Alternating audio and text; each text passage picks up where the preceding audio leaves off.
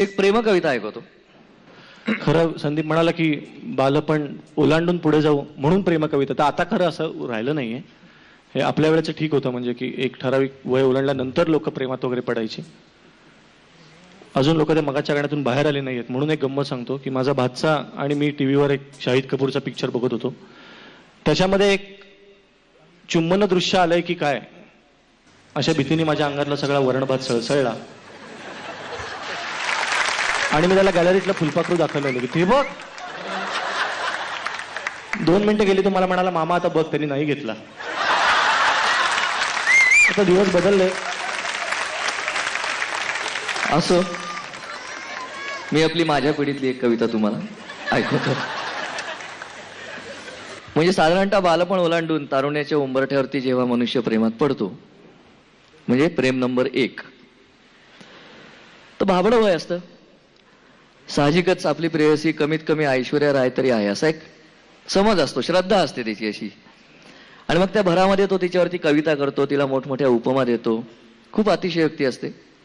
तर त्याच प्रभावाखाली मी सुद्धा प्रेयसीचं कौतुक करणारी ही प्रेमकविता लिहिलेली आहे. पण किती झालं तरी शेवटी मी मराठी मनुष्य आहे, त्यामुळे दुसऱ्याचं कौतुक करणं जेवढं मला शक्य आहे. प्रेयसी असली म्हणून काय झालं ना, शेवटी एक बाणा असतो ना मराठी काहीतरी असा. त्यामुळे प्रयत्न केलेला आहे. ती किती नाजूक आहे, किती सुंदर आहे. इतकी नाजूक, इतकी अल्लद, इतकी नाजूक, इतकी अल्लद, फूल पाखराहून अलवार. इतकी नाजूक, इतकी अल्लद, फूल पाखराहून अलवार. चालू बघता, चालू बघता नकळत होते वाऱ्यावरती अलगद स्वार. इतकी नाजूक, म्हणजे चालता चालता वाऱ्याची झुळूक आली आणि ती अशी एकदम तरंगायला लागली. मग साधारण 35-40 असेल, म्हणजे वजन म्हणतो मी, वयोगट नाही म्हणत आहे. की चालू बघता नकळत होते वाऱ्यावरती अलगद स्वार. इतकी नाजूक. आणि नाजूकपणा किती की निजल्या देही, निजल्या देही गवाक्षातुनी चंद्र किरण ते पडता चार. गवाक्ष म्हणजे खिडकी, वापरत नसतो शब्द म्हणून सांगितलं पुन्हा एकदा रिफ्रेश. की निजल्या देही, निजल्या देही गवाक्षातुनी चंद्र किरण ते पडता चार. लख गोरटी, लख गोरटी रापून झाली रात्रीत एका सावळनार. इतकी नाजूक, इतकी नाजूक, इतकी नाजूक, जरा तिचे मी जोर देऊनी लिहिता नाव. इतकी नाजूक, जरा तिचे मी जोर देऊनी लिहिता नाव. दावीत आली दुसऱ्या दिवशी अंगांगावर हळवे घाव. इतकी नाजूक, इतकी नाजूक, इतकी सुंदर, दर्पण देखील खुळावतो. इतकी नाजूक, इतकी सुंदर, दर्पण देखील खुळावतो. ती गेल्यावरही तो क्षणभर, ती गेल्यावरही तो क्षणभर प्रतिबिंबाला धरू बघतो. इतकी नाजूक,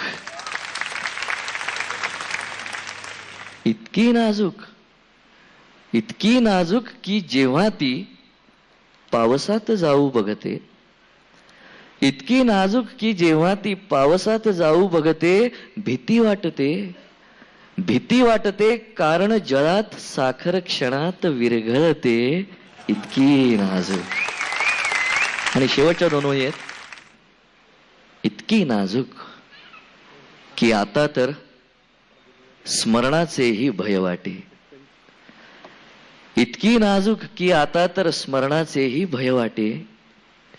नको ऋताया फुलास असल्या, नको ऋताया फुलास असल्या, माझ्या जगण्यातील काटे. इतकी नाजूक.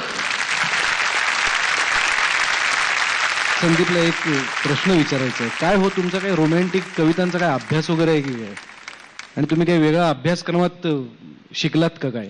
नाही, कवी काय ना आजूबाजूला बघूनच लिहित असतात. म्हणजे शेवटी म्हणजे त्यामुळे असा अभ्यास वगैरे काय नाही. अनेकदा विचारतात लोक की अहो तुम्ही एवढ्या प्रेमकविता लिहिता, असं काय, म्हणजे काय भानगड काय. तर असं काही नसतं. मला वाटतं कुठली कविता, प्रेमकविताच असं नाही, कुठलीही कविता ही काय त्या कवीचं आत्मचरित्र नाही.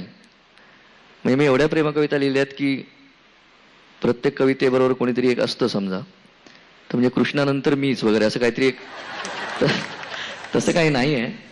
जे काही आपण बघत असतो, वाचत असतो, ते कुठेतरी आपल्या सबकॉन्शियसमध्ये जातं आणि मग त्यातनंच कविता निर्माण होते. मग ती कधी प्रेमकविता असते, कधी सामाजिक कविता असते. सलील आणि संदीप यांची मराठी गाणी अनेक नॉन मराठी गायकांनी सुद्धा पहिल्यांदा मराठीत ज्यांचं रेकॉर्डिंग झालं त्यांनी गायलेली आहेत. म्हणजे श्रेया घोषाल, सुनिधी चौहान, SP बालासुब्रमण्यम, शान, या सगळ्या लोकांनी पहिल्यांदा मराठीत रेकॉर्डिंग केलं ते यांच्या गाण्यासाठी. आपली मराठी मुलगी जी आता हिंदी आणि दाक्षिणात्य चित्रपटसृष्टीमध्ये सुद्धा स्थिरावती आहे. रेडिओ मिर्ची बेस्ट प्लेबॅक सिंगर अवॉर्ड आणि AR रहमान यांच्या जोधा अकबर मधील गाण्याकरता आयफा नॉमिनेशन मिळालेली पुण्यातली बेला शेंडे हिला मी आमंत्रित करतो. हृदयामधले गाणे हा संदीपने लिहिलेल्या आणि सलीलने स्वरबद्ध केलेल्या गीतांचा अल्बम रसिकांसमोर सादर होतोय. त्यातलं एक गाणं तिला सादर करण्याची विनंती करतो. सलील बरोबर मी आतापर्यंत साधारण 20 गाणी रेकॉर्ड केली असतील आणि प्रत्येक वेळेला आम्ही रेकॉर्डिंगच्या वेळेला खरंच खूप धमाल करतो, खूप मजा येते. आणि हा अल्बम करताना सुद्धा तोच अनुभव आला, खूप मजा केली. आणि जेव्हा तुम्ही ऐकाल तेव्हा तुम्हालाही कळेल की आम्ही किती धमाल केली असेल हा अल्बम करताना. त्यातलंच हे गाणं सादर करते.